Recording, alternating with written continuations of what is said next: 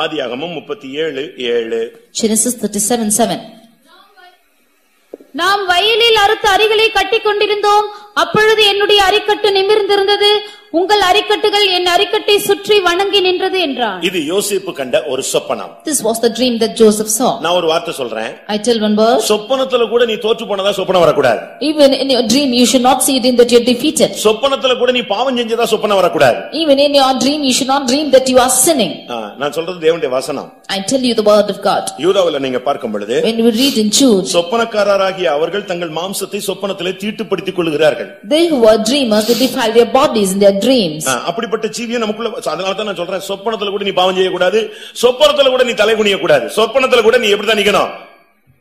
உன் அரிக்கட்டு நிமிர்ந்து நிற்க வேண்டும். That is why I say in your dreams also you should never be confounded, you should not be putting down, but your sheep should stand upright in a dream. யூதாவில 8ஆம் வசனத்தை பார்க்கும் பொழுது Jude verse 8, அப்படி போலவே சொப்பனக்காரராகிய இவர்களும் மாம்சத்தை அசுசிப்படுத்திக் கொண்டு கர்த்தத்துவத்தை அசட்டை பண்ணி மகத்துவங்களை தூஷிக்கிறார்கள். Likewise also these filthy dreamers defile the flesh, despise dominion and speak evil of dignities. சொப்பனத்துல கூட நீ தோற்று போக கூடாது. Even in your dreams you should never be defeated. சொப்பனத்துல கூட நீ பின்வாங்க கூடாது. Even in your dreams you should not backslide. அப்படி ஒரு எச்சரிப்பு போல தேவன் சொப்பனம் காட்டினார்னா அன்னைக்கு நைட்டே முழங்கால முடக்கி கர்த்தாவே நான் ஜெயிக்க வேண்டும் என்று நீ தேவசமூகத்துல போராடணும். If God is warning you in your dream, that minute itself you fold your knees and you ask God to deliver you from it. ஒரு பார்வோனுக்கு ஒரு சொப்பனம்.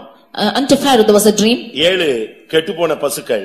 There were 7 செழிப்பான பசுக்கள். There were 7 oxen which were fertile. இது அதை விழுங்கி விட்டது. And this were swallowed the other. எவ்வளவு கிளியரா அவனுக்கு சொல்றாரு. And he says very clearly. உடனே அவன் பாருங்க கரெக்ட்டா ஆளை கண்டுபிடிச்சு அந்த ஸ்தானத்துல வச்சு அந்த சூழ்நிலையை ஜெயிச்சிட்டான். And he spotted out the person for that and immediately kept them in that position. ஏதாவது சொப்பனம் கிடைச்சா நீங்க அதை அசட்டையா எடுக்க கூடாது. தேவசமூகத்துல இருந்து அதுல கூட கர்த்தாவே இனிமேல் அடுத்த சொப்பனத்துல நான் ஜெயிக்கிறவனாய் பார்க்கணும். If you have a dream also you should pray to God and sanctify yourself and you should see that you are victorious. உன்னுடைய அரிக்கட்டு சொப்பனத்துல சரி, சொப்பனம் இல்லாம கனவோ நனவோ உன்னுடைய அரிக்கட்டை நிமிர்ந்து நிக்கணும். Chief, whether it is in your dream or in reality, it should stand upright. யாபேஸ்னு ஒரு சகோதரன் இருந்தான். There was a brother called Jabez. அவனுக்கு अनेक சகோதரர்கள் இருந்தார்கள். He had many brethren. அந்த சகோதரர் மத்தியில இவன் தான் ஆசீர்வதிக்கப்பட்டான். In the midst of his brethren he was blessed. உன் குடும்பத்துல நீ ஒருவன் தான் ரட்சிக்கப்பட்டிருப்பாய். You might be the one who is saved in the family. உன் நண்பர்கள் வட்டாரத்துல நீ ஒருவன் தான் ரட்சிக்கப்பட்டிருப்பாய். In the midst of your friends you alone might be saved. உன் கிராமத்துல நீ மாத்திரம் தான் ரட்சிக்கப்பட்டிருப்பாய். In your village you alone might be saved. உன் ஜெனரேஷன்ல நீ தான் ரட்சிக்கப்பட்டிருப்பாய். In the midst of all your people you alone will be saved. ஆனா இவைகளுக்கு மத்தியிலயும் உன்னுடைய அரிக்கட்டு நிமிர்ந்து நிக்கணும். In the midst of all this you should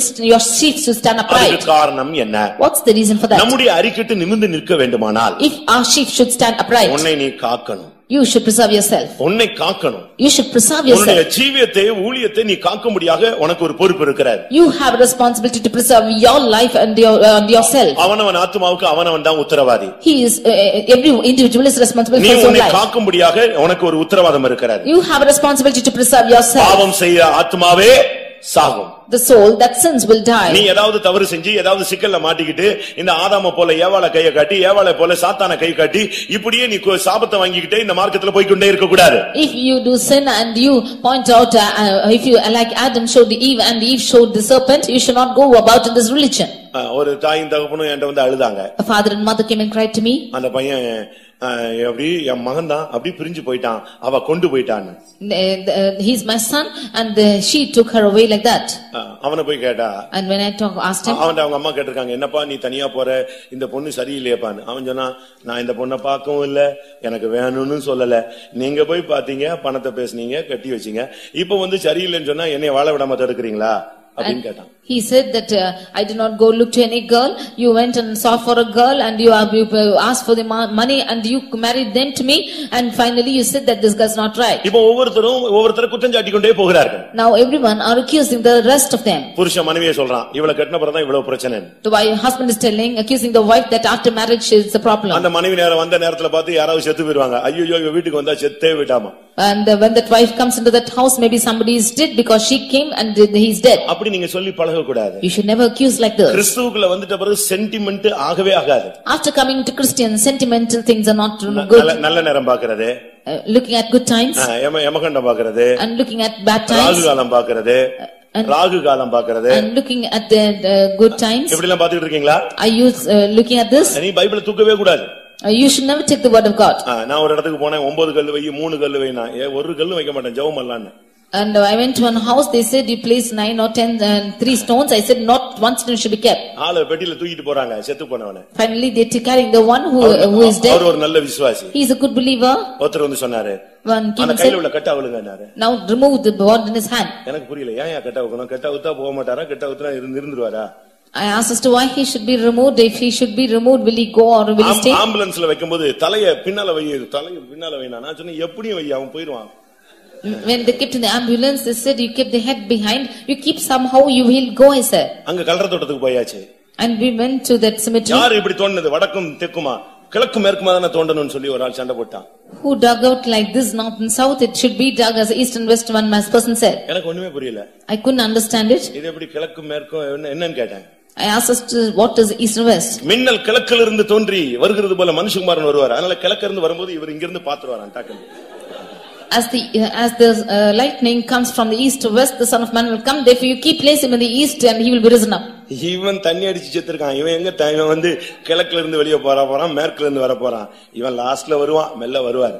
He drunk and he is dead. Where will he rise up from the east when the lightning comes? He will come in the last. விசுவாசி எங்க செத்தாலும் சரி, தீ வச்சு எரிச்சாங்க கிறிஸ்துவுக்காக. அவங்க எல்லாம் எங்க வருவாங்க? உடம்பே இல்ல, சாம்பலா தூசியா போயிட்டான். அவன் வர மாட்டானா? A believer, wherever he dies, some of them were burnt to fire and they are in ashes. Will he not rise up and come when he is coming? எத்தனை இரத்த சாட்சிகள் எப்படிலாம் மரிச்சிருக்காங்க? How many martyrs have died in so many ways? எத்தனை பேரை சிங்கங்களை வச்சு கடிச்சு சாகடிச்சு அப்படியே கொடூரமா செத்துருக்காங்க. இவங்களுக்கெல்லாம் அடக்கமா நடந்தது? How many of them were tormented in the death, having the lions being biting them? Was there பெந்தேகோஸ்துல வந்துட்டு நீ சென்டிமெண்ட் பேசவே கூடாது. After coming to the Pentecostal, you should not speak sentimental. எங்களுக்கு டைம் வந்து செவ்வாய்க்கிழமை தான் இருக்கு. அன்னைக்கு தான் கல்யாணம். ஒண்ணே நாங்க அடுத்த மாசம் கல்யாணம் வச்சுக்கலாம்னு நினைக்கிறோம். ஏன்னா எப்படியாவது புதன்கிழமை வந்துடணும், இல்லன்னா வெள்ளிக்கிழமை வந்துடணும்.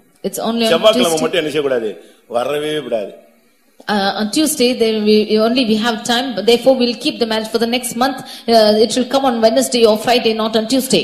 வெள்ளிக்கிழமை பண்ணிட்டு அடுத்த வாரம் வீட்டுக்கு வந்துறாளே, என்ன பண்றது? Oh, Friday wedding is headed and the next week she's coming back home. What to do? செவ்வாய்க்கிழமை பண்ணவன் நல்லா ஹல்லேலூயா போட்டு போயிட்டு இருக்கானே, என்ன பண்றது? Those who are married on Tuesday shout hallelujah and go. What can you do? புரிஞ்சுக்கோங்க, பைபிள் எடுத்துட்ட பிறகு உலக வழிபாடுக்கு நீ செத்துறணும். You after taking the word of God, you should die to the rudiments of the world. ஒரு sentiment கூட நீ பார்க்கவே கூடாது. You should never look to sentimentals. ஒரு டைம் பார்க்க கூடாது, கிழக்கு மேற்கு எதுவுமே பார்க்க கூடாது. Never look to timings or east or west. நான் ஒரு நாள் விசிட்டிங் புறப்பட்டு போயிட்டேன். One day I went out for visiting. ஒரு போலீஸ்காரர் வீட்டை விட்டு வெளிய வந்தாரு. One policeman came out of his house. Traffic police. He was a traffic police. காக்கியும் வெள்ளையும் போட்டிருந்தாரு. And he was dressed in that dress. காக்கியும் வெள்ளையும் போட்டிருந்தாரு. Khaki pant, white shirt. He was putting on that white shirt and that pants. நான் full white. I was in full white. நான் போன உடனே அப்படியே டூ வீலர் திருப்பி வீட்டுக்குள்ள போய்ட்டான். And when I went, he immediately turned back and went in two wheeler. நான் யோசிச்சேன், இவனும் ஒயிட் ஷர்ட் தான் போட்டிருக்கான், இவனை பார்த்து எத்தனை பேர் திரும்பி ஓடிட்டான்னு தெரியலையே. When I went, I thought he is also putting on white shirt. How many of them were turning back? நம்ம இந்த மார்க்கத்துல வந்துட்ட பிறகு நீ இந்த பழைய பாட்டை பாடினாலே உனக்குள்ள உன்னை காக்குற ஜீவியே இல்ல. If you sing the old songs after coming into this religion, there's no experience of preserving yourself. உன்னை காக்கணும். You should preserve. உலக வழிபாடுகளை நீ சுத்தமா செத்துறணும். You should die to the rudiments of the world. உலகத்துல போய் அம்மா செத்துட்டாங்க, அப்பா செத்துட்டாங்கன்னு மொட்டை அடிச்சிட்டு அதை பண்ணிட்டு கிருபையை நஷ்டப்படுத்தி வாழ்க்கையை நாசம் பண்ணிட கூடாது. பைபிளை தூக்கிட்டியா, இதல ஸ்டாண்ட் பண்ணு. Saying that your father உன்னுடைய அறிக்கட்டு கர்த்தர் நிமிர்ந்து நிக்க வைப்பார். Saying that your father or mothers did, you should not go and bald your head in the last of people in the world, and you should for die to the rudiments of the world, and then your sheep the Lord make to stand upright. 1 Timothy 5:22ல தீமோத்தேயுக்கு Pavul அழகாக சொல்லுகிறார், உன்னை சுத்தவானாக நீ காத்துக்கொள். 1 Timothy 5:22 Paul is saying to Timothy that you keep yourself pure. எந்த சூழ்நிலையிலும் உன்னை நீ காக்கணும். யோசேப்பினுடைய வாழ்க்கையில சொல்லக்கூடிய சத்தியம் மறைமுகமான தெய்வீக சத்தியம், தன்னை காப்பவன். In any situation you should keep yourself pure. There's that thing which is hidden in Joseph's life is he is keeping himself pure. தன்னை காப்பவன் நிமிர்ந்து நிற்பான். He who is preserving himself will stand upright. எந்த சூழ்நிலையிலும் உன்னை நீ விட்டு கொடுக்கவே கூடாது. In any situation you should never leave yourself. 1 யோவான் 5:18ல சொல்லி இருக்கிறது. 1 John 5:18 அங்க என்ன சொல்லி இருக்கிறது? What is told there? தேவனால் பிறந்தவன் பாவம் செய்யான். He who is born of God shall never sin. அவன் தன்னை காக்கிறான். He is preserving himself. பொல்லாங்கன் அவனை தொடான். And no evil shall come upon him. அது எவ்வளவு பெரிய ஆசீர்வாதமான ஆசீர்வாதமான வார்த்தைகள் பாத்தீங்களா? What a blessed word is this? தேவனால் பிறந்தவன் பாவமே செய்ய மாட்டான். He who is born of God shall never sin. இரண்டாவது தன்னை காத்துக்கொள்வான். And second, he keeps himself pure. பிசாசு பொல்லாங்கன் அவனை தொடவே முடியாது. And the wicked shall never touch him. நீ தன்னை காத்தால் நீ நிமிர்ந்து நிற்பாய். உன்னை வந்து பிசாசு டச் பண்ண மாட்டான். உன் வழியிலேயே வர மாட்டான். ஒதுங்கியே போயிட்டே இருப்பான். If you preserve yourself, then you will stand upright. Satan will never come your way. He will go by itself. உன் வழியில வந்து நின்னானா பிசாசு நடுங்கும். If he comes and stand in your way, Satan will fear. Pastor Aruldas அவர்கள் ஊழியத்துக்கு வர்றதுக்கு முன்னால Before Pastor Aldas came for ministry, ஒரு நாள் சாயங்காலம் அந்த இருட்டான நேரத்துல ஒரு வயல் வரப்புல போய் கொண்டிருந்தார். one evening time in the dark time, he was going through the field. எப்பொழுதும் அந்த வயல்ல ஒரு சின்ன ஒத்தடி பாதை மாதிரி இருக்கும். He was going in the single path of the field. எப்பொழுதும் போகிற பாதை. He was usually going there. திடீரென்று அவர் போய் கொண்டே இருக்கும் பொழுது திடீர்னு பார்த்தா எதிலேயோ மோதிட்டார். Suddenly he went and dashed against something. வரப்புல என்ன இருக்கு, இத்தனை வருஷம் போயிட்டு இருந்த வரப்புல எதிலேயோ முட்டிட்டோம்னு சொல்லிட்டு அப்படி பார்த்தார். He was thinking as to what is there in the bank of the field, because so many years ago gigantic figure நின்னுச்சு. some gigantic figure stood. எவ்வளவோ உயரமான ஒரு ஆவி நிக்குது. It was a huge spirit standing for him. இவர் அதுல பாதத்திலேயே முழங்காலையே மோதி இருக்கிறார். He went and dashed against its feet or somewhere knees. அப்படி பார்த்த உடனே அது நிக்கிற அந்த விகாரமான காட்சியை பார்த்த உடனே இவருக்கு வேர்த்துச்சு. As soon as he saw the gigantic figure, he was sweating. இவர் அப்படி நின்னாரா. உடனே அந்த ஆவி சொல்லிச்சான், நீ ஏன் யோசிக்கிற, நானே பயந்து போய் என் வழியில நீ வந்துட்ட, நான் மிரண்டு போய் நிக்கிறேன்னு. He stood there and that spirit said, why are you standing like this? I am afraid that you have come by my way. நீ வர்ற டயத்துல ஏன் கிராசிங் டயத்துல நீ வந்துட்ட, எனக்கு இப்போ எங்க என்ன பண்ணனும் தெரியலன்னு சொல்லிச்சான். In my time of crossing you come, I do not know what to do. பொல்லாங்கன் உன்னை தொடான். The evil shall not touch you. அவன் வந்தான்னா மிரளுவான். நீ அத பத்தி மிரள வேண்டிய அவசியமே கிடையாது. If the wicked comes, he will tremble. You need not be trembled. நீ காத்துக்கொள்ளணும். But you should preserve yourself. பிரதிஷ்டையில உன்னை காத்துக்கொள்ளணும். Preserve yourself in consecration. பாவம் அணுகாத உன்னை காத்துக்கொள்ளணும். You preserve that sin might not enter you. தேவனுக்கு பயந்து உன்னை நீ காத்துக்கொள்ள வேண்டும். You preserve the ones who is fearing God. நீ நிமிர்ந்து நின்றா எல்லாம் தலை குனிவான். If you are standing upright, all will be putting their head down. ஏசாயா 60:14 என்ன சொல்லுகிறது? Isaiah 60:14. உன்னை ஒடுக்கினவர்கள் உன்னிடத்துல வந்து பணிந்து குனிந்து நீ நிமிர்ந்து நிற்கும் பொழுது உன்னை கர்த்தருடைய நகரம் என்று புகழுவார்கள். ஏனென்றால் ஒரு காலத்துல உன்னை ஒடுக்கினான், இன்னைக்கு நீ நிமிர்ந்து நிற்கிறாய், அவங்க எல்லாம் குனிந்து வருகிறார்கள். Those who have afflicted you once will come and bend down before you and say and praise you because they have once afflicted you. யோசேப்பு அடிமையாக விற்கப்படும் பொழுது தலை குனிந்து நின்றான். When Joseph was sold into captivity, he bent down his head.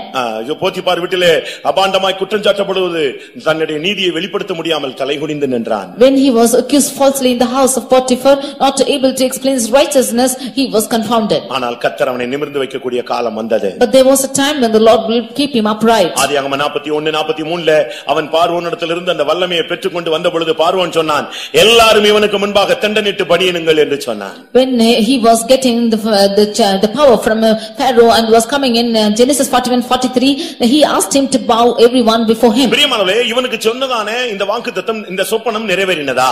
Was the dream which was told to him fulfilled? இவன் அரிக்கட்டு நிமிர்ந்து நின்றதா? Was a sheep standing upright? இவனுடைய சகோதரர் இவனுக்கு முன்பாக வந்து பணிந்து குனிந்தார்களா? Did his brethren come and fall down and bow before him? வசனம் சொல்லுகிறது 4 இடத்துல இவன் முன்னால வந்து பொத்து பொத்துன்னு விழுந்தாங்க. The word of God says that in 4 places they came and fell down before him.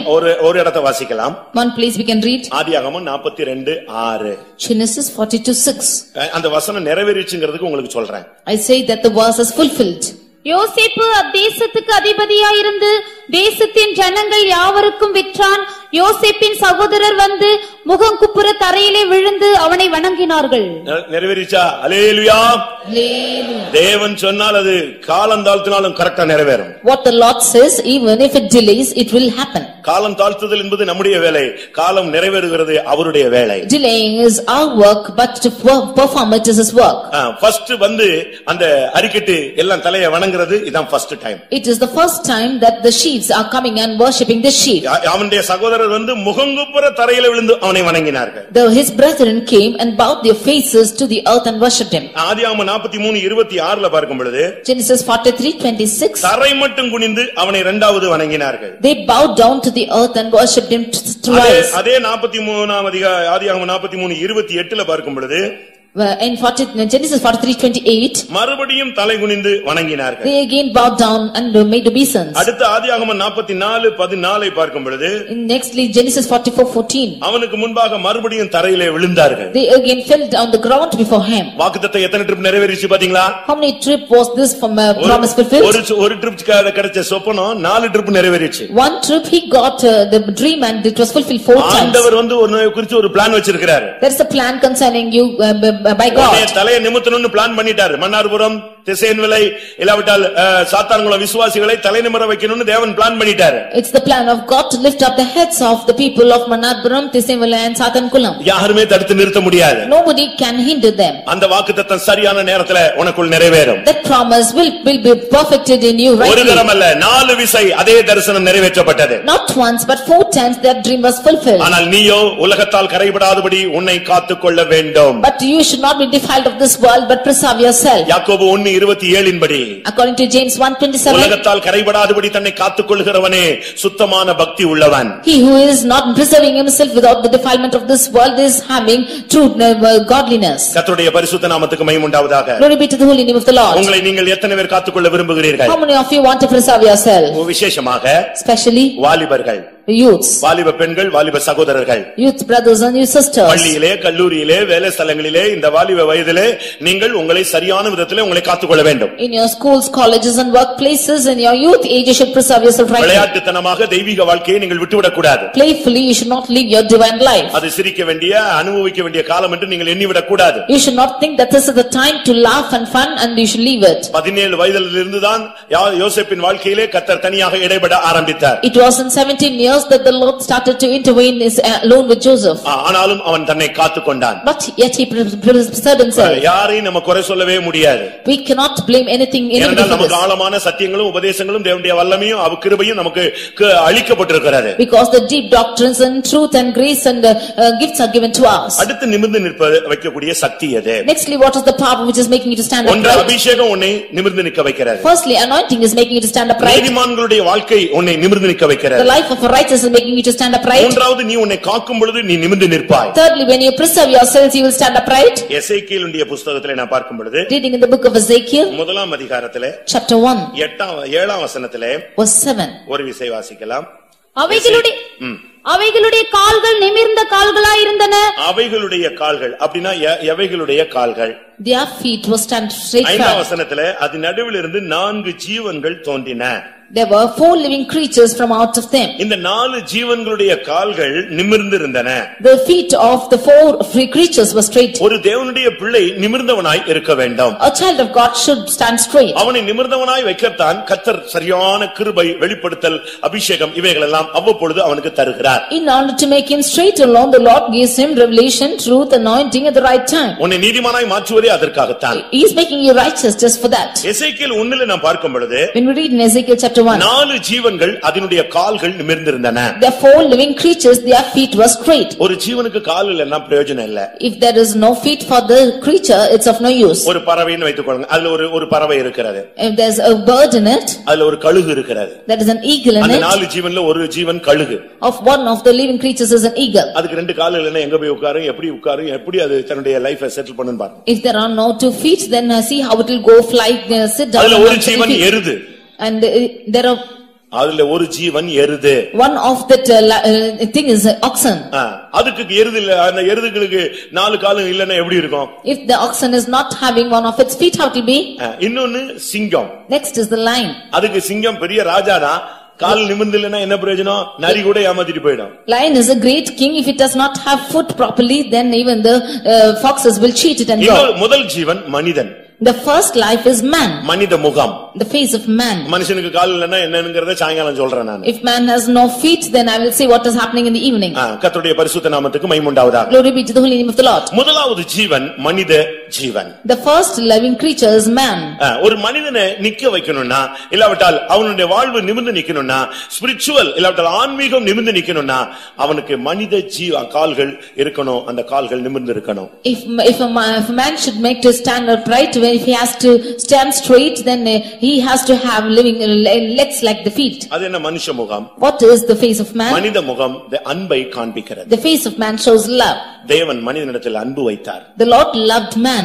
மனுஷன் தான் உண்மையாகவே நல்ல ஒரு அன்புள்ள ஒரு வாழ்க்கை வாழக்கூடிய தேவனால் சிருஷ்டிக்கப்பட்டவன். It is only man who can live a loving life, for that God created him. நமக்கு எத்தனை பேருக்கு உண்மையான அன்பு இருக்கிறது? How many of us have true love within us? அன்பு சரியான அன்பின்படி உன் லைஃப் போயிடுச்சுனா உன் வாழ்க்கையில போராட்டமே இருக்காது, நிமிர்ந்து நிற்பாய். If your life is going on into true love, you will have no problems, you will stand straight. இன்னைக்கு अनेகர் நிமிர்ந்து நிற்க முடியும். अनेகருடைய குடும்பங்கள்ல அன்பே இல்ல.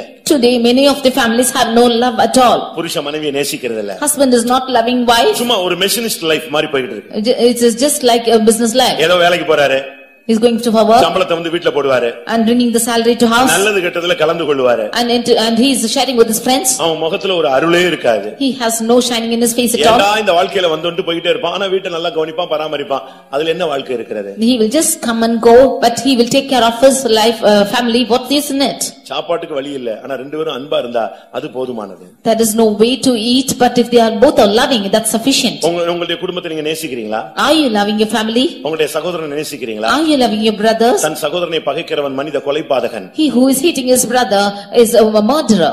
ஒருவன் வெளியே ஒளியில் இருக்கிறேன் என்று சொல்லியும் அவன் தன் சகோதரனை பகைத்தால் அவன் இருளில் கிடக்கிறான். If one says that he is in light yet hates his brother, he is still in darkness. ஒருவேளை நீங்க அந்நிய பாஷையை பயங்கரமா பேசலாம். You might speak mightily in tongues. ஆவியில நிரம்பலாம். Get filled in the spirit. ஆனா அன்பில்லாவிட்டா நீ ஓசையிடுகிற வெண்கலம் சொல்லிருக்கு. But without love, you are like the cymbals which makes noise. சத்தமிடுகிற வெண்கலம், ஓசையிடுகிற கைத்தாளம். You are like the cymbals of brass which is just sounding empty. நீ சும்மா இங்க போட்டு கை தட்டிட்டு வீட்ல போய் சண்டை போட்டினா அன்பு இல்ல. If you clap out here and go home and fight, no love. நீ உன்னால நிமிர்ந்து நிக்க முடியாது. You cannot stand straight. அன்பு தான் ஒரு மனிதனை நிமிர்ந்து நிக்க வைக்கக்கூடிய சக்தி. It is love which is having the power to stand to make a man straight. இந்த அன்பு சரியில்லாதபடியால் தான் தேவ அன்பை உள்ளத்துல ஊற்றுகிறார். Because this love is not right, God is pouring out his love to us. அந்த அன்பு வந்த பிறகுவாது உன் பிள்ளையை நேசி, புருஷனை நேசி, மனைவியை நேசி. At least after this love comes into you, you will start loving your husband, your wife, your children. கிறிஸ்து சபையை நேசிக்கிறார். Christ loved the church. அந்த மனுஷன் எவ்வளவோ தவறு செய்றான். That man made so many errors. ஆனாலும் அவனை விடுறதில்ல. But he's not leaving him. அவனை தாங்கிக் கொண்டே வருகிறார். He's still enduring him. வேதம் சொல்லுகிறது ஆரம்பத்துல வைத்த அன்பு போல முடிவு வரைக்கும் அவர் அன்பு வைக்கிறாராம். As the word of God says, as he had loved in the beginning, he loved them to the end. அப்படி எத்தனை குடும்பத்துல அப்படி உண்மையான அன்பு இருக்கிறது? How many of the families have such love? அன்பு இல்லனா அவன் தேவனை பார்க்கவே முடியாது. If you have no love, he cannot see God. அன்பில்லாதவன் தேவன் இல்லாதவன். He has no love, does not have God. அதுக்காக அன்பை எப்படி டெய்லி கொஞ்சி காட்டிட்டு இருக்க முடியுமான்னு ஒரு சிலர் கேட்பாங்க. For that some of them will say, to show out our love, can we always keep நீ pleasing others? புருஷனா இருந்தா மனைவியா இருந்தா அந்த ஸ்தானத்துல இரு, அது போதும். If you are a husband or a wife, you just stand in that position, that's sufficient. உண்மையான அன்பு எத்தனை பேருக்குள்ள இருக்கிறது? How many of you have true love within you? நம்ம என்ன நினைக்கிறோம், அன்புன்னா ஒரு ஆள் பின்னாலேயே சுத்துறது அன்புன்னு நினைக்கிறோம். We think that true love is to just walk about behind one person. அது மிருகத்தனமான வாழ்க்கை. That is only beastly life. அது அன்பு அல்ல. That's not love. ஒருத்தனுக்கு குறைவு உண்டு என்று கேட்கும் பொழுது உனக்கு இருந்துட்டு அதை பார்த்துட்டு நீ பாட்டுக்கு போற பாரு, அதுதான் அன்பில்லாத தன்மை. When there is shortcoming in one person, you just seeing it and going by your side, that is an experience without love. இத குறித்து யோவான் ரொம்ப அழகாக சொல்லுகிறார். About this John explains. அவருக்கு அன்பின் அப்போஸ்தலன் என்ற பெயர் உண்டு. He is called as the loving apostle.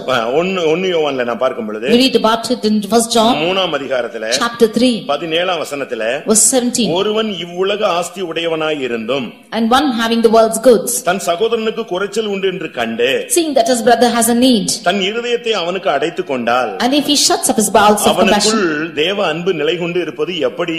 how can the love of God dwell in him? இதிலிருந்து என்ன விளங்கிக் கொள்றோம்? What do we understand from this? சகோதரனுக்கு குறைச்சல் உண்டுன்னா வந்துருவானா ஸ்தோத்திரம்னு கதவு பூட்டி வைக்க கூடாது. If there is any need for your brother, you should not lock your head saying praise the Lord. சகோதரனுடைய குறையை நிவர்த்தி செய்யறது தான் உண்மையான அன்பு. Going and fulfilling the need of your brethren is true love. இல்லாதவனுக்கு கொடுப்பது தான் அன்பு. The giving to the Father is true love. நமக்குள்ள எத்தனை பேருக்குள்ள அந்த அன்பு இருக்கிறது?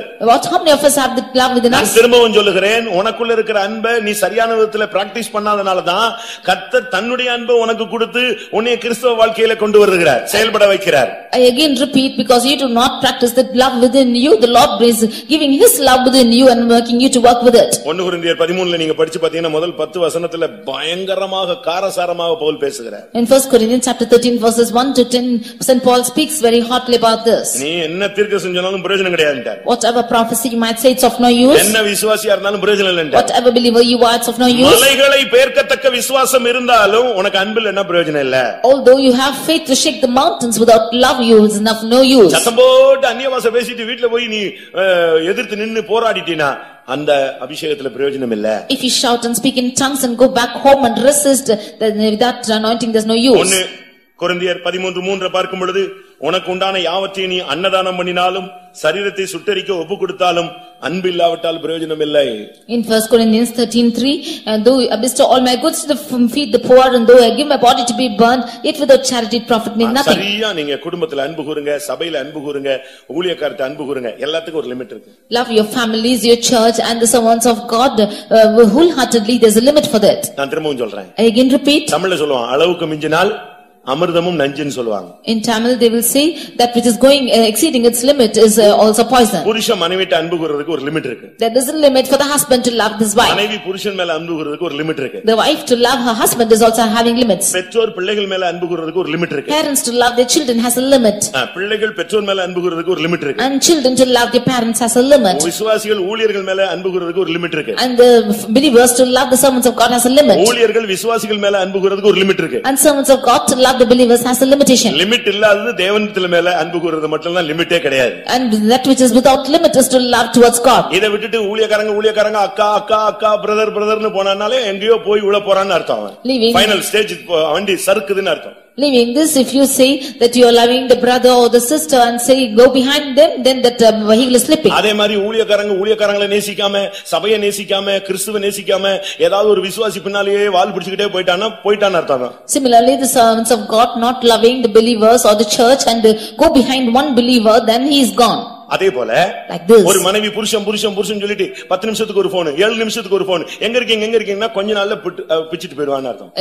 The wife also loves saying that she is loving her husband for 10 minutes or 7 minutes she is calling and asking where you are, then immediately we can understand that she நான் சொல்றது சரின்னு சொல்றவங்க மட்டும் அல்லேலூயா சொல்லுங்க. எல்லாரும் அனுபவத்துல பாத்துருக்கீங்க. You would have seen in your experience. எங்கேயும் limit தாண்டும் போது என் பிள்ளை உடனே பைபிள்ல சொல்லிருக்கு நீ அதிகமா நேசிக்கிறதை ஒரே அடியில் உன்னிடத்துல இருந்து எடுத்துக்கொள்வேன். எடுத்துட்ட பிறகு அப்படியே உட்கார்ந்திருப்பாங்க சித்தப்பரம பிடிச்ச மாதிரி.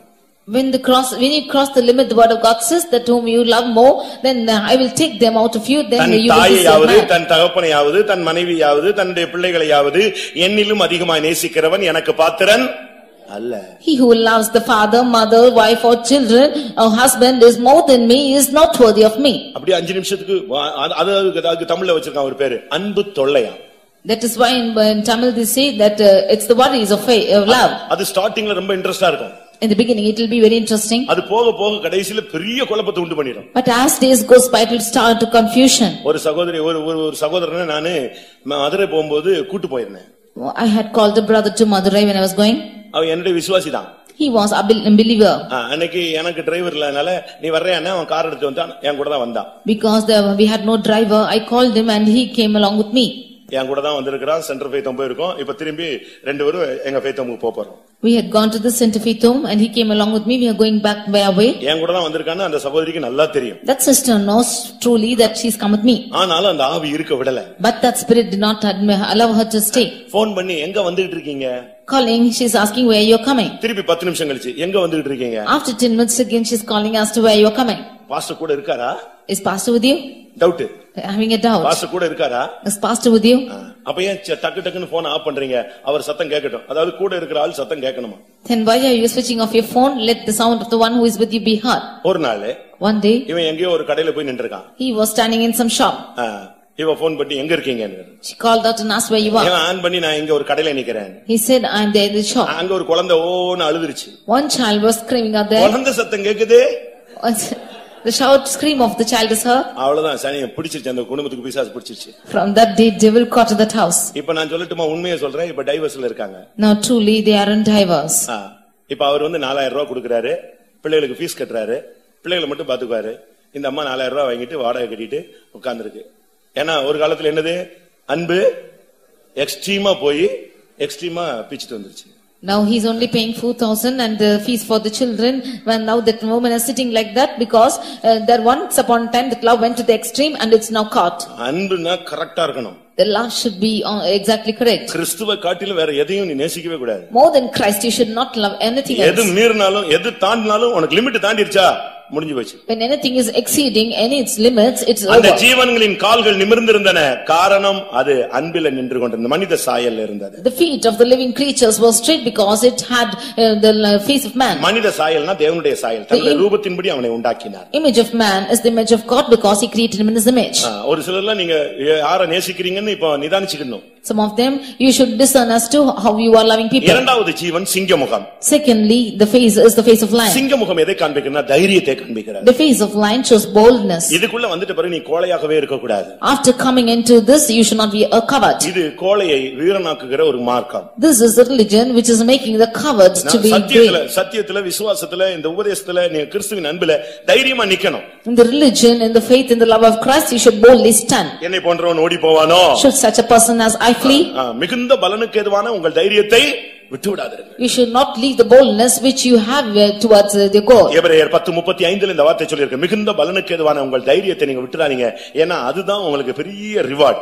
In Hebrews 10:35 it said, do not leave the boldness which you have towards your great reward. இந்த சிங்கம் வந்து எதுக்குமே பின்னடையாது. This lion will not go behind for anything. நீதிமொழிகள் 30:30 பார்க்கும் பொழுது Proverbs 30:30 எதற்கும் பின்னடையாததான சிங்கம், the lion which is not backsliding for anything. நின்னு போராடும், முடியலனா அங்கேயே அடிபட்டு சாகும். It will stand and strive, if it's not possible it will get hit and die. ஆனா பின்னால மட்டும் அடி எடுத்து வைக்கவே வைக்காது. But it will never step behind for anything. இன்னொரு ட்ரிப் சான்ஸ் கிடைச்சா அடிக்கலாம்லாம் யோசிக்கவே யோசிக்காது. இன்னைக்கு தான் ஜெயிக்கணும், இன்னைக்கு ஜெயிக்கலையா சாகுறதுக்கு ரெடின்னு சொல்லும். It will never think that it will have an attempt the next time. I should overcome today, if I don't overcome let me die today. வினோதமாய் அடி எடுத்து வைக்கிறவைகளை குறித்து அந்த சிங்கத்தை பத்தி சொல்லி இருக்கிறார். About the lion it is said that it is keeping his feet in a strange way. அது ஒருபோதும் பின்னால கால் வைக்கவே வைக்காது. It will never step behind in any time. அதுக்கு பின்னோக்கி பார்க்கிற சிந்தையே கிடையாது. It has not had the thought to turn behind. வினோதமாய் அடி எடுத்து வைக்கிறவைகள் 3 உண்டு, வினோத நடை உள்ளவைகள் 4 உண்டு, அதிலே மிருகங்களில் சௌரியமானதும் ஒன்றுக்கும் பின்னடையாதுமான சிங்கம். There are 3 things which go well, ye 4 are comely in going, a lion which is strongest among beasts. வியாதியோ பிசாசோ போராட்டமோ பிரச்சனையோ உடனே ஓடி போயிரணும், தற்கொலை பண்ணிரணும், இனிமே எதுக்கு வாழ்க்கை அப்படிலாம் யோசிக்க கூடாது. என்ன வந்தாலும் சரி, நான் இதுலயே நின்னு சாகுறேன். Whether it is Satan or sickness or weakness, whatever might come, you should not say that you should go on suicide, but you should stand forward with it. அந்திரேயா இயேசுவினுடைய சீஷன். Andrews was the disciple of Jesus. அந்திரேயனா என்ன அர்த்தம் தெரியுமா? What is the meaning of Andrews? தைரியசாலின்னு அர்த்தம். Bold person. அவனுக்கு முதல்ல இருந்த தைரியம் என்ன தெரியுமா? What was the boldness within him? இயேசு அதுக்கு முன்ன அவன் முதலாவது யோவான் சானனுடைய சீஷனாக இருந்தான். He was first the disciple of John the Baptist. அவனுக்கு முதல்ல இருந்த தைரியத்தை சொல்றேன். Here say about the boldness which he had. முதல்ல அவனுக்கு இருந்த தைரியம் என்னன்னா, முதலாவது அவன் யோவான் சானனுக்கு சீஷன். Firstly he was the disciple of John the Baptist. யோவான் எழுதின சுவிசேஷம் 1ஆம் அதிகாரத்திலே இவன் யோவானோடு நின்று கொண்டிருந்த பொழுது, when he in John gospel first chapter, when he was standing along with John, இயேசு அப்பொழுது வந்து விட்டார். Jesus came. உடனே இந்த யோவான் சானகன் சொன்னா, இதோ உலகத்தின் பாவங்களை சுமந்து இருக்கிற தேவாட்டுக்குட்டின்னு சொல்லிட்டான். Immediately John the Baptist said, behold the lamb that taketh away the sin of the world. இந்த வார்த்தையை கேட்ட உடனே அப்படியே அந்திரேயா அவனுக்கு இயேசுக்கு பின்னால புறப்பட்டான். When he heard this word, Andrews immediately set out after Jesus. ஒரு நைட் போய் இயேசுவோடு தங்கினான். And he went and stayed with Jesus. அடுத்த நாள் காலையில வந்து அவங்க அண்ணனாகிய பேதுருவிட்ட பார்த்து சொன்னா, நான் பைபிள்ல சொல்லி இருக்கிற மேசியாவை பார்த்துட்டு வந்தேன்னு சொன்னான். Next morning he came and told his brother Peter saying, I have seen Messiah whom the Bible says. இதுல இருந்து என்ன விளங்கிக் கொள்கிறோம்? What do we understand from this? அவன் பேருக்கேத்த தைரியசாலி. அதாவது என்னைக்கு அவனுக்கு இந்த வெளிச்சம் கிடைச்சதோ உடனே யோவானுடைய சீசன்ங்கற பேரே வேண்டாம், அந்த சபை விசுவாசி வேண்டாம், நான் இந்த சபையில வந்தறேன்னு வந்துட்டான். He was bold as his name, and whenever he got the light of the relation of Christ, he said that I do not want to be the believer of that church, but I will be the believer of Jesus. உன்னுடைய பழைய மார்க்கத்தை, பழைய சபையை, பழைய ஐக்கியத்தை விட்டு வரதுக்கு உனக்கு தைரியம் வேணும். You need the boldness to leave your old religion and your old churches. இங்க வந்தா கல்யாணம் கிடைக்காது, இங்க வந்தா செத்து போனா அடக்கம் பண்ண முடியாது. நிச்சயமா அடக்கம் பண்ணுவோம். After I come here I will not get any facility, I will not be buried if I die. எங்கயாவது அடக்கம் பண்ணாம வைக்க முடியுமா? 2 நாள் வெச்சா அவ்வளவுதான், கவர்மெண்டே வந்துருவான். Sure, you should be buried when you are dying, they cannot be without burial. உனக்கு சபை சத்தியத்தின் நிமித்தம் நீ இருக்கிற சபையை விட்டு வெளியே வர்றதுக்கு ஃபர்ஸ்ட் தைரியம் வேணும். நீ இருக்கிற குடும்பத்தை விட்டு வெளியே வர வேணும். நீ இருக்கிற பாரம்பரியத்தை விட்டு வெளியே வர்றதுக்கு உனக்கு முதல்ல தைரியம் வேணும். You need the boldness to come out of the church you are in firstly, and from the families we are in, and from the society you are in. அந்திரேயா வெளியே வந்தான். Andrews came out. அடுத்து Nextly, இயேசு சொல்றாரு, அவனுக்கு அழைப்பு கொடுக்கிறார். Jesus gave him a calling. வா, உன்னை நான் மனுஷனை பிடிக்கிறவனாய் மாற்றுகிறேன். Come, I shall make you fishers of men. அந்த அழைப்பு கிடைச்ச உடனே அழைப்புக்கு கீழ்ப்படிஞ்சு வர்றதுக்கு அவனுக்கு தைரியம் இருந்தது. And he had the boldness to obey that calling and coming. இப்ப நம்ம பிள்ளைகள் எல்லாம் கூப்பிட்டா நான் வரல. Now if we call our children, they will say they will not come. உடனே அவங்க அம்மா சொல்லுவாங்க, ஐயோ இவெல்லாம் போய் ஊழியமே செய்ய முடியாது. Then immediately the mother will say she cannot go and do the ministry at all. எல்லாம் இந்த குருடர்கள் சப்பானிகள் சபையில பெருகி போனபடினால சீயோன் கோட்டையை பிடிக்கிறதுக்கு ஆளே காணோம். Because the lame and the blind are increased in the church, there are not people to catch the foot of Zion. கர்த்தர் அழைத்தார். அப்படியே தகப்பனையும் வலையையும் படவையும் விட்டு அப்படியே புறப்பட்டு போனா அவனுக்கு அந்த தைரியம் இருந்துச்சு. When the Lord had called him, he left the nets, the parents and all the boat and he went following God. என்னை அழைத்தவர் உண்மையுள்ளவர், என்னை கடைசி வரைக்கும் கொண்டு போய் சேர்ப்பார், என்னால முடியாட்டாலும் அவர் செய்து முடிப்பார்னு விசுவாசிக்கணும். அந்த தைரியம் முதலாவது உனக்கு வேணும். You should have the boldness to say that the Lord who has called me is the one who is faithful, he will lead me till the end. உனக்கு ஒரு சிங்க முகம் தேவை. You need the face of lion. நீ அப்பொழுது நிமிர்ந்து நிற்பாய். Then you will stand upright. அந்த நாலு ஜீவன்களும் கால்கள் நிமிர்ந்து நின்றன. The four creatures' feet stood upright. கர்த்தருடைய அன்பில நில்லு. Firstly, stand in the love. தைரியமா நில்லு. You stand boldly.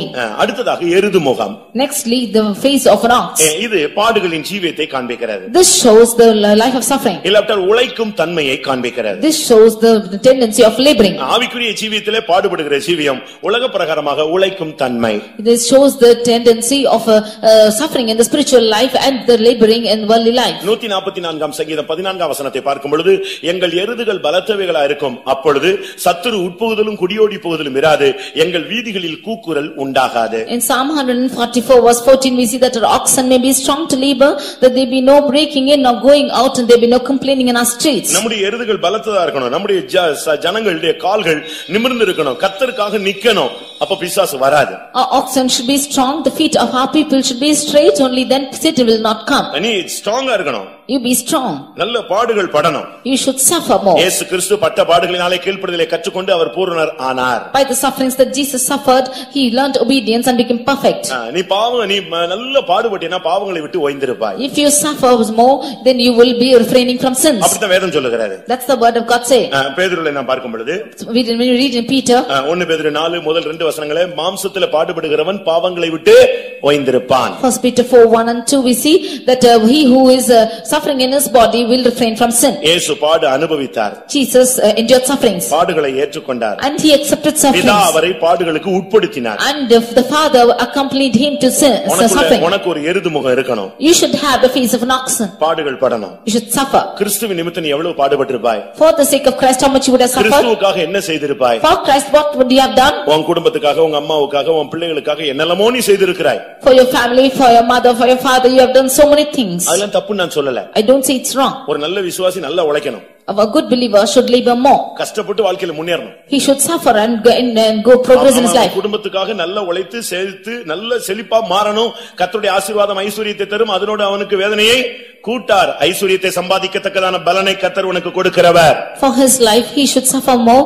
and the Lord grants you the grace that you might suffer, and the riches of the Lord will not add sorrow to it. ஆனா அதே போல கிறிஸ்துவுக்காக நீ பாடுபடணும். And similarly you should suffer for Christ. ஒருவன் கிறிஸ்தவனாய் இருப்பதால் பாடுபட்டால் வெட்கப்படாமல் தேவனை மகிமைப்படுத்தி வாழ வேண்டும். If one be a Christian, then he should without shame he should endure sufferings and glorify God. இந்த வயசுல நீ 5ல விளையாட்ட எப்பொழுது விளைய போகிறாய்? If you are not going to be bent at 5, at what age will you be bent? உனக்கு கிடைத்த இந்த நாளிலாவது கர்த்தருக்காக எதையாவது நீ செய்யாவிட்டால் நீ எப்பொழுது செய்ய போகிறாய்? If at this day that you get for God, if you are not going to do anything for God, what will you do? கடைசியாக கழுகு முகம். Finally the face of an eagle. இது ஒரு உன்னதமான ஒரு அனுபவம், உயரமான ஒரு அனுபவம். This show is a lofty experience. பிரியமானவர்களே, கிறிஸ்துவுக்குள்ள வந்த பின்பு நாம் பூமிக்குரிய ஒரு சிந்தையோடு வாழவே கூடாது. Dear beloved, after coming into Christ we should not live with an earthly mind. நம்மை அவரோடு கூட எழுப்பி உன்னதங்களில் அவரோடு கூட உட்கார வைத்தார். He has made us to be risen with him and made us to be seated with him. எபேசியர் 2:7 நாம் இதை பார்க்க முடியும். In Ephesians 2:7 we can read this. கிறிஸ்துவுக்குள் நம்மை அவரோடு கூட எழுப்பி உன்னதங்களில் அவரோடு கூட உட்காரவும் செய்தார். He has risen up with him in Christ and made us to be seated with the heavenly place in Christ. உன்னதத்துல நீ இருந்தினா உன்னதத்துல ஆசீர்வாதம் உனக்கு கிடைக்கும். If you are in heavenly places you will receive the heavenly blessings too. கழுகு இங்க எங்கயாவது முள்ளு செடிக்குள்ள போய் கூடு கட்டிட்டு உட்காராது. The eagle will not build its nest within the bushes. அது இங்க இந்த ஏரியாவிலேயே எங்க உயரமான இடம் இருக்கோ அங்க போய் உட்கார்ந்துட்டு இருக்கும். It will go in this area to a loftier place and sit there. தமிழ்ல சொல்லுவான் எண்ணுவதெல்லாம் உயர் உள்ளல். அதாவது என்னெல்லாம் நினைக்கிறியோ அதெல்லாம் நல்ல பாசிட்டிவா நல்ல உயர்வா சிந்தி என்ற அர்த்தம். Whatever you think, you should think in a positive manner. இதைத்தான் பவுல் பேசும் பொழுது, that is what Saint Paul speaks பிலிப்பியர்ல in Philippians 4ஆம் அதிகாரம் என்று நினைக்கிறேன், chapter 4 8ஆம் வசனத்திலே, verse 8, உண்மை எதுவோ, whatever is honest, உள்ளவைகள் எவைகளோ, whatever is just, நீதி உள்ளவைகள் எவைகளோ, whatever is just, உள்ளவைகள் எவைகளோ, whatever is உள்ளவைகள் எவைகளோ, whatever is lovely, நற்கீர்த்தி உள்ளவைகள் எவைகளோ, what is of good report, புண்ணியம் எதுவோ, புகழ் எதுவோ, இதையே சிந்தித்துக் கொண்டு, whatever is virtue and praise, think on these things. எப்பொழுதுமே ஒரு உன்னதத்தை நோக்கும் ஒரு கண்கள் உனக்கு இருந்துகிட்டே இருக்கணும். Always you should have a sight which is looking for heavenly things. ஆகார் அழுது அழுது அழுது அழுது அழுது கண்ணீரை சிந்தி முடிச்சிட்டா. Hagar cried and shed her tears. கடைசில பிள்ளை சாகறத பார்க்க முடியாது எங்கேயோ போய் உட்கார்ந்துட்டா. Finally saying that she cannot see the lad dying, went and sat somewhere. கர்த்தர் பேசுகிறார். Now the Lord speaks. அதே இடத்துல அவ கண்களை ஏறெடுத்தபோது ஒரு ஊற்று தென்பட்டது. At the same time when she lifted up her eyes, she could see a spring. உன் கண்களை ஏறெடு. You lift up your eyes. உன்னதத்தை நோக்கி பாரு. Look into the heavenly things. ஒத்தாசை வரும் பர்வதங்களை நோக்கி பாரு. ஜெபத்திலே தேவ சமூகத்தை நோக்கி பாரு. அந்த கழுகு முகத்தை பார்க்கும் பொழுது ஒன்று உன்னதம், மற்றொன்று ஜெபஜீவியம். Look unto the hills from whence cometh your help. When you look to the eagle, you can see one is the prayer life and one is the lofty experience. எபேசியர் 1:3 படி சபைக்கு உன்னதங்களில் உள்ள சகலவிதமான ஆசீர்வாதங்களும் உண்டு. நாம் அதை சுவீகரித்துக் கொள்ள வேண்டியது அவசியம். According to Ephesians 1:3, there are spiritual blessings in the heavenly places in Christ which we have to inherit. உன்னதத்திலிருந்து வருகிற பலத்தினால் தரிப்பிக்கப்படும் வரை நீங்கள் எருசலேமை விட்டு புறப்படாதிருங்கள். You do not leave Jerusalem until you be endued with power on high. பிரியமானவர்களே, உன்னதமான ஒரு வாழ்க்கை இருக்கிறது. Dear beloved, there is a high spiritual experience. நல்ல ஒரு ஹையான ஒரு prayer life இருக்கிறது. There is a high and prayer life. நீங்க உன்னதத்தை நோக்கும் அந்த பாதையிலேயே நீங்க இருக்கணும். You should have a loftier sight. விவேகிக்கு இந்த ஜீவ வழி உன்னதத்தை நோக்கும் வழியாம். Unto the wise the path of life is the life which is going towards heaven. அதை மட்டும் வாசித்து முடிவுக்கு கொண்டு வருவோம். Let us read that verse. நீதிமொழிகள் 15ஆம் அதிகாரம், Proverbs chapter 15, 24ஆம் வசனம். verse 24. கீழான பாதாளத்தை விட்டு விலகும்படி விவேகிக்கு ஜீவ வழியானது உன்னதத்தை நோக்கும் வழியாம். விவேகிக்கு ஜீவ வழி உன்னதத்தை நோக்கும் வழி. The way of the lives about to the wise. நாம் இந்த நாட்களில் விவேகிகளாக காணப்பட வேண்டும். These days we should be found as wise people. வேகத்தை விட விவேகம் நல்லது என்று எழுதி போட்டிருப்பான். They will say that more than the fastness by wiseness is important. கழுகு அதனுடைய ஜீவனுடைய கால்கள் நிமிர்ந்து நின்றன. This eagle's feet stood straight. ஒரு சரியான ஒரு ஜெப வாழ்க்கை உன்னை நிமிர்ந்து நிற்க வைக்கும். A right prayer life will make you to stand straight. பாடுகளின் ஜீவியம் உன்னை நிமிர்ந்து நிற்க வைக்கும். Life of suffering will make you to stand straight. இன்னைக்கு பணக்காரங்களா இருக்கணும்னா பாருங்க, எவ்வளவு ஒரு காலத்துல பாத்தீங்கன்னா சாப்பாடு இல்லாம இரவும் பகலும் அலைஞ்சு கஷ்டப்பட்டு இன்னைக்கு அவங்க எல்லாம் நல்ல வசதியா இருக்காங்க. அது காரணம் அவங்க பட்ட பாடுகள் இன்றைக்கு அவர்களை நிமிர்ந்து நிற்க வைத்திருக்கிறது. Today people are found in facilities but once suffering and they suffered hard and they are suffering and made them to stand straight. உன்னை நிமிர்ந்து நிற்க வைக்கக்கூடிய 7 வல்லமைகள். The 7 powers which make you to stand straight. ஒன்று அபிஷேகம். One is anointing. எத்தனை பேர் இந்த அபிஷேகம் உன்னை நிமிர்ந்து நிற்க வைக்கும் என்று விசுவாசிக்கிறீர்கள்? How many of you believe that this anointing will make you to stand straight? சரியான அபிஷேகத்துல நம்ம நிற்கும் பொழுது நாம் தலைகுனியவே வேண்டியதில்லை. When we stand in right anointing, we need not be confounded at all. நீதிமான்களுடைய வாழ்க்கை உன்னை நிமிர்ந்து நிற்க வைக்கும். The life of the righteous will make you to stand straight. உன்னை காத்துக்கொண்டால் நீ நிமிர்ந்து நிற்பாய். If you preserve yourself, you shall stand straight. அன்பு பாராட்டினால் நீ நிமிர்ந்து நிற்பாய். If you show love, then you shall stand straight. தைரியமா இருந்தால் நீ நிமிர்ந்து நிற்பாய். If you stand with boldness, you shall stand நீ straight. பாடுபட்டு உழைத்து நின்று பார், நீ நிமிர்ந்து நிற்பாய். If you suffer and stand straight, you can stand straight. உன்னதமான ஆசீர்வாதங்களை எதிர்நோக்கி உன்னுடைய ஜெப ஜீவியத்தை நீ கட்டி எழுப்பு, நீ நிமிர்ந்து நிற்பாய். Looking forward for heavenly blessings, you build up your prayer life, you shall stand straight. எத்தனை பேர் நிமிர்ந்து நிற்க ஆசைப்படுகிறீர்கள்? How many of you desire to stand straight? இதுக்குள்ள வந்த பின்பு எங்கேயாவது போய் விழுந்து கொண்டு நீங்கள் தலைகுனிந்து நீங்கள் வாழக்கூடாது. After coming into this religion, you should not be confounded, you should not be falling down anywhere. கிறிஸ்தவ மார்க்கம் நிமிர்ந்து நிற்கிற மார்க்கம். The Christian religion is a religion which makes you to stand straight. ஆயிரக்கணக்கான வருடங்கள் தலைகுனிந்த மனித சமுதாயத்தை நிமிர்ந்து நிற்க வைக்கும்படியாக இயேசு வந்தார். The humankind which was bent down for thousands of years, in order to make them straight, Jesus came down. இன்றைக்கு அவர் போன பின்பு ஆவியானவர் எதற்காக வந்திருக்கிறார்? Today after he is gone, why for the Holy Spirit? இந்த ஊழியம் எதற்காக இருக்கிறது? Why is this ministry? இந்த ஊழியர்கள் எதற்காக இருக்கிறார்கள்? Why are the servants of God here? தலைகுனிந்து வருகிற ஒரு புதிய ஆத்துமாவை இந்த சத்தியத்தை கொடுத்து தேவனுடைய வல்லமையை கொடுத்து அவரை நிமிர்ந்து நிற்க வைக்கிறோம். A new soul who is being confounded confounded coming into the church, we give him the truth and we make him to stand straight. இந்த அனுபவங்களில் எதையாவது குறைவாக இருந்தால் இப்பொழுது நாம் பெற்றுக்கொள்ள வேண்டிய நேரம். If there is anything short coming in this, then it is the time for us to receive. கர்த்தாவே, நீர் வரும்பொழுது கூட நான் தலை நிமிர்ந்து உம்மை பார்த்து உம்மோடு இணைய வேண்டும் என்று விரும்புகிறவர்கள் கண்களை மூடுங்கள். Lord, when you should come, you should make my head to be lifted up that I might see you. All those who decide this, close your eyes. உங்கள் மீட்பு சமீபமாய் இருக்கிறபடியினால், Because your redemption is at nigh. நீங்கள் நிமிர்ந்து பார்த்து உங்கள் தலைகளை உயர்த்துங்கள் என்று இயேசு சொன்னார். Jesus said, lift up your heads. எல்லாரும் கண்களை மூடுவோம். All close your eyes. சில நிமிடங்கள் தருவோம். For some moments we'll give. அந்த நிமிர்ந்து நிற்க வைக்கக்கூடிய பலன் உங்களுக்குள்ள வரணும். Then strength that will make you to stretch come unto you. 10 நாள் 15 நாள் வியாதியில கிடக்கிறவங்கள பாருங்க, திடீர்னு மெல்ல எழும்புவாங்க. Look at the people who are sick for 10-15 days, they will slowly rise up. அதுபோல விழுந்து கிடக்கிறவர்கள் திடீர்னு எழும்புவார்கள். Like this, those who are fallen down will suddenly rise. கோமால இருக்கிறவங்க திடீர்னு கண்ணை திறப்பாங்க. Those who are in coma will open their eyes. கர்த்தர் உன்னை நிமிர்ந்து நிற்க வைக்க போகிறார். The Lord is going to lift you up. நீ இந்த நிமிஷத்திலிருந்து உன் பார்வை வித்தியாசமாயிரணும். From this moment onwards, your sight will be different. உன்னுடைய நடை உடை பாவனை எல்லாம் வித்தியாசமாயிரணும். All your walkings and behavior will be different. உன் காதுல ரெண்டே சத்தம், ஒரே சத்தம் ரெண்டு காதிலும் கேட்டுக்கிட்டே இருக்கணும். The one's voice should be heard in both your ears. நான் உன்னை நிமிர்ந்து நிற்க வைக்கிற தேவன். I am the God who makes you to stand straight. நான் உன்னை நிமிர்ந்து நடக்க பண்ணுகிற தேவன். I am the God which will make you to walk upright. நீ அப்படி யோசிக்கிற நேரத்துல எல்லாம் இந்த வார்த்தை உன்னை நோக்கி வரணும். And when the times you think these words should come towards you. எல்லாரும் கண்களை மூடி முழங்கால் படியட்டும். Or close your eyes and kneel down. முழங்கால் போட முடிஞ்சவங்க எல்லாம் சேர்ல இருந்தீங்கன்னா அந்த வராண்டால வந்து கொஞ்ச நேரம் முழங்கால் போடுங்க. All of you, those who can stand on knees, those who are on chairs also can stand on knees in the veranda. கர்த்தாவே, என் வாழ்க்கையில நான் பல சூழ்நிலைகளிலே மற்றவங்க மத்தியில யாருக்கும் தெரியாது, ஆனா தலை குனிஞ்சது உமக்கும் தெரியும், எனக்கும் தெரியும், சாத்தானுக்கும் தெரியும். Lord, in many situations when nobody knows, you and I and Satan knows that I have bowed down my head before. சில இடங்கள்ல நான் தலை நிமிர்ந்து இருக்கிறேன். In some places I have been standing straight. சில இடங்கள்ல நான் தலை குனிஞ்சு போயிட்டேன். But some places I have bowed down. சில இடங்களிலே நான் நிமிர்ந்து நின்றுக்கிறேன். In some places I have stood straight. கர்த்தர் எனக்கு உதவி செய்திருக்கிறேன். The Lord has helped me. ஆனா இனிமேல் நான் என் வாழ்க்கை முடிகிற வரைக்கும் தலை நிமிர்ந்தே நான் இருக்க வேண்டும். But hereafter until the end of my life I should stand straight. அவர்களோ முறிந்து விழுந்தார்கள், அதை பத்தி கவலைப்படாத, நாங்களோ நிமிர்ந்து நிற்கிறோம் என்று சொல்லுங்கள். They are fallen down, don't be worried of them, but say that we are risen and stand upright. ஆகானுக்கு முன்பாக மொர்தெகாய் தலை குனிவான் சொல்லி எவ்வளவோ ட்ரை பண்ணான். Before Haman, Mordecai, he was trying that Mordecai should be confounded. அதுக்கு என்னென்னமோ முயற்சி பண்ணான். He tried so many limits for that. ஒரு ட்ரிப்பாவது நான் வரும்போது அவன் எழுந்து நிக்கணும். But at least once he should rise and stand when I should come in. ஆமான் வர்றான்னா எல்லாரும் டக்கு எழும்பி நிப்பாங்க. When Haman will say, all of them will rise up immediately.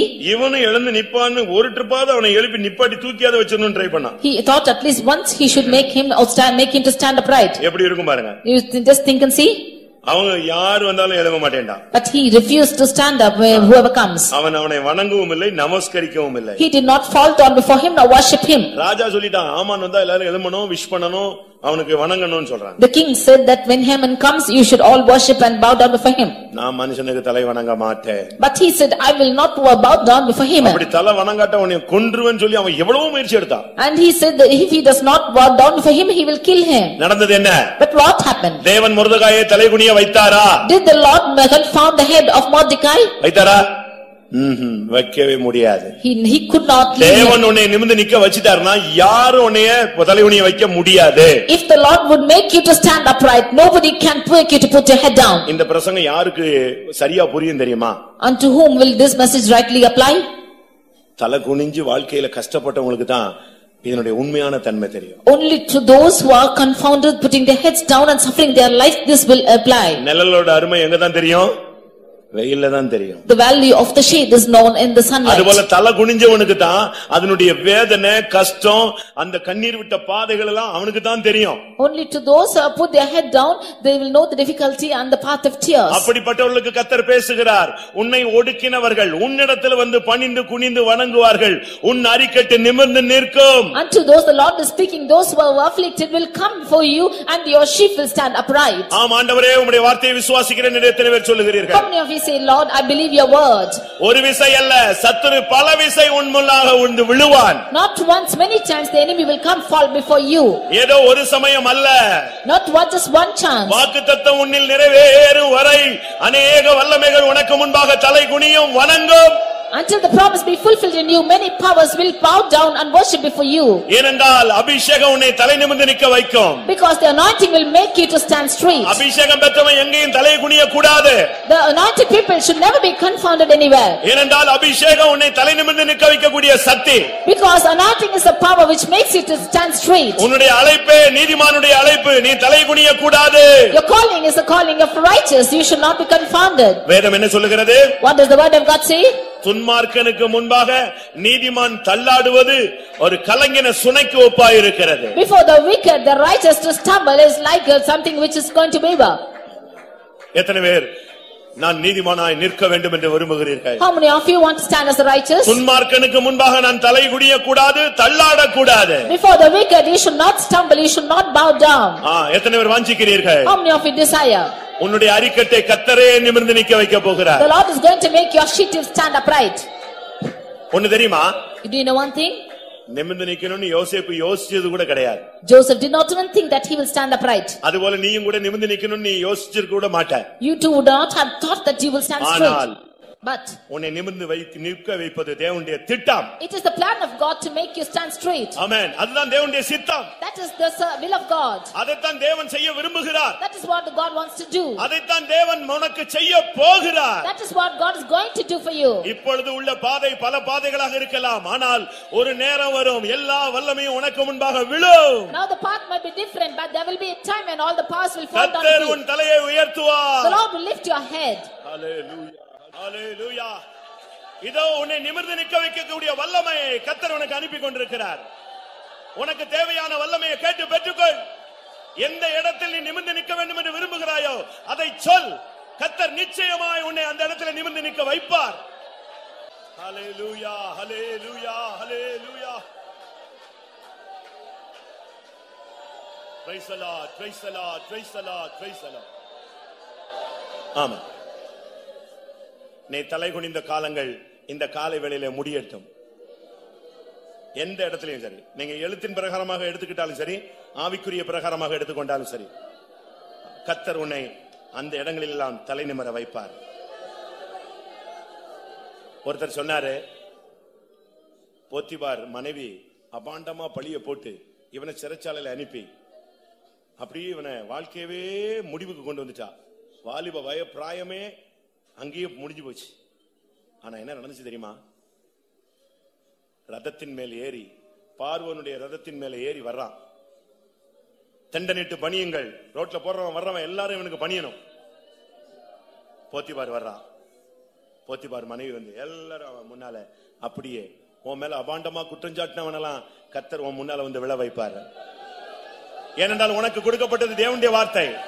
அது ஜீவன் உள்ளது, அது வல்லமை உள்ளது, அது நிறைவேறும், அது அனுப்பின காரியம் வாய்க்கும்படி செய்யும்.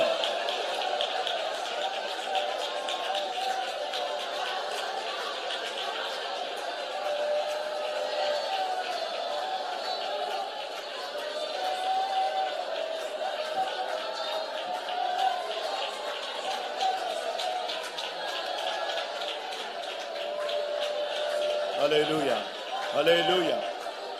ஆம், கில்கால்ல கிடந்த கல்லெல்லாம் எடுத்து கர்த்தர் யோர்தான்ல நடுவுல நிப்பாட்டினார். அந்த கல்லை ஏன் நட்டினார்னா, கரை புரண்டு ஓடினாலும் இந்த ஜனங்கள் கடந்ததுக்கு அடையாளமாக அந்த கற்கள் நட்டப்பட்டது. கரை புரண்டு ஓடுற அந்த யோர்தான்ல பைபிள் சொல்லுது, இந்நாள் வரைக்கும் அந்த கல்கள் நிற்கிறது. இன்னைக்கு கர்த்தர் உன்னை தூக்கி எடுத்து நிறுத்துறாரு. என்ன வெள்ளம் வந்தாலும், என்ன புயல் வந்தாலும், யார் முயற்சி எடுத்தாலும் நீ நிமிர்ந்து நிற்பாய். ஹல்லேலூயா, ஆமென். கர்த்தர் சொன்னால் அது நிறைவேறும். வானமும் பூமியும் ஒளிந்து போனாலும் தேவனுடைய வார்த்தையின் ஒரு உறுப்பு கூட ஒளிந்து போவதில்லை. சிதாபாலகா சிதாபாகா ராபாகா சிதாபாகா. ஹல்லேலூயா, ஆமென்.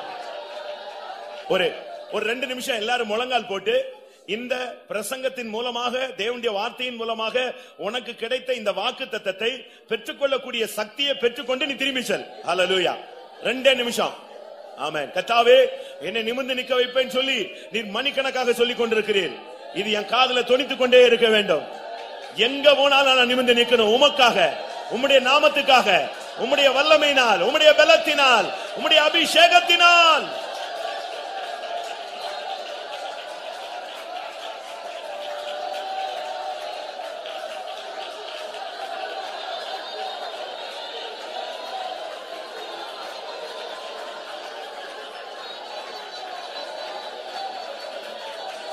ஹல்லேலூயா, ஹல்லேலூயா, ஹல்லேலூயா. ஆமென். யோர்தானை போல துன்பம் எதிர்த்தாலும் யோசுவாவின் தேவன் நம்மோடு இருப்பதால் யோர்தானின் கற்கள் நின்றது போல் நிற்போம் இளைப்பாரி தைரியமாய். எல்லாரும் ஒருமித்து பாட போறோம். பாட்டு தெரியாதவங்களுக்கு தான் இந்த வார்த்தையை சொல்லிட்டு இருக்கிறேன். யோர்தானை போல துன்பம் எதிர்த்தாலும் யோசுவாவின் தேவன் நம்மோடு இருப்பதால் யோர்தானின் கற்கள் நின்றது போல் நிற்போம் இளைப்பாரி தைரியமாய். எத்தனை பேர் எங்களோடு அப்படி நிற்க போகிறோம் என்று வாஞ்சித்து சொல்லுகிறீர்கள்? யோர்தானை போல துன்பம் எதிர்த்தாலும் யோசுவாவின் தேவன் நம்மோடு இருப்பதால்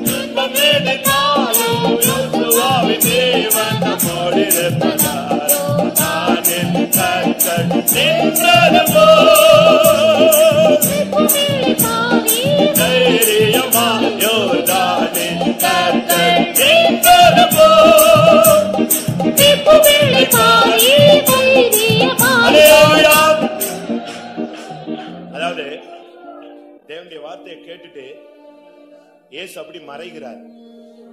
எம்மா ஊருக்கு போன சீசர்கள் மத்தியில் இருந்த இயேசு அப்படியே தன்னை மறைச்சார். உடனே ஒருத்தன் சொல்றான், ஐயோ இவர் கர்த்தர், இவர் பேசும் பொழுதே நம்முடைய இருதயம் கொழுந்து விட்டு எரிஞ்சிருச்சேன்னு சொன்னான். அதுபோல இந்த வார்த்தையை கேட்கும் போது, கர்த்தாவே நான் தலை குனிஞ்ச காலங்கள் முடியட்டும் கர்த்தாவே, இனி தலை நிமிர்ற காலங்கள் தான் எனக்கு வேணும். வாஞ்சித்து நீ கேட்கணும், என்ன வந்தாலும் நான் தலை நிமிர்ந்து நிற்பேன். என்னை நிற்க வைக்கக்கூடிய சக்தி உமக்கு உண்டு. ஹல்லேலூயா, ஹல்லேலூயா. யோர்தானை போல துன்பம் எதிர்த்தாலும் யோசுவாவின் தேவன் நம்மோடு இருப்பதால் யோர்தானின் கற்கள் நின்றது போல் நிற்போம் இளைப்பாரி தைரியமாய். யோர்தானை போல துன்பம் எதிர்த்தாலும் யோசுவாவின் தேவன் நம்மோடு இருப்பதால் யோர்தானின் கற்கள் நின்றது போல் நிற்போம் இளைப்பாரி தைரியமாய். யோர்தானின் கற்கள் நின்றது போல் நிற்போம் இளைப்பாரி தைரியமாய். யோர்தானின் கற்கள் நின்றது போல் நிற்போம் இளைப்பாரி தைரியமாய். யோர்தானின் கற்கள் நின்றது போல் நிற்போம் இளைப்பாரி தைரியமாய். யோர்தானின் கற்கள் நின்றது போல்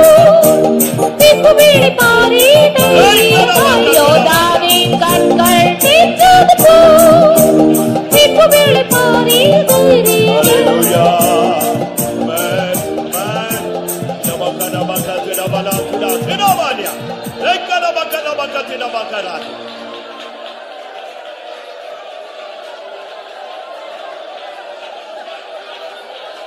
ஆமா, ஆமா. யோசேப்பை சிறைச்சாலையில போய் வேகமா கூப்பிட்டாங்க. அவன் மிரண்டு போயிட்டான். அவனை பிடிச்சு இழுத்தாங்க, இழுத்து கொண்டு வந்தாங்க. ஒருத்தன் இவனை குளிப்பாட்டினான், ஒருத்தன் இவனுக்கு டிரெஸ் மாட்டினான், ஒருத்தன் இவனுக்கு ஷேவ் பண்ணான். இவனுக்கு ஒண்ணுமே புரியல, என்ன நடக்க போகுது இன்னைக்கு நம்முடைய வாழ்க்கையில. ஆனா என்ன நடந்துச்சு தெரியுமா? அவனை பார்வோனுக்கு முன்பாக கொண்டு வந்து நிறுத்தினார்கள். அன்னைக்கு தான் ஃபர்ஸ்ட் டைம் அவன் தலை நிமிர்ந்து பார்த்த நாள். ஆமென். அதுபோல நீ தலை குனிஞ்சே வாழ்க்கை போயிரும் நினைச்ச இல்ல, இன்னைக்கு கர்த்தர் உன்னை தூக்கி கொண்டு வந்திருக்கிறார். ஆமென். இனி நீ தலை நிமிரக்கூடிய காலம். ஹல்லேலூயா. யோசுவாவின் தேவன் நம்மோடு இருக்கிறார். தைரியமாயிரு. ஹல்லேலூயா, ஆமென், ஹல்லேலூயா. யோர்தானை போல யோசுவாவின் தேவன் நம்மோடு இருப்பதால் யோர்தானின் கற்கள் பேசுவது போல் தீர்ப்புவேளை பாதை தைரியமாய் யோர்தானை போல தீர்ப்புவீசினாலும் யோசுவாவின் தேவன் நம்மோடு இருப்பதால் யோர்தானின் கற்கள் பேசுவது போல் தீர்ப்புவேளை பாதை தைரியமாய் யோர்தானின் கற்கள் பேசுவது போல் தீர்ப்புவேளை பாதை தைரியமாய் யோர்தானின் கற்கள் பேசுவது போல்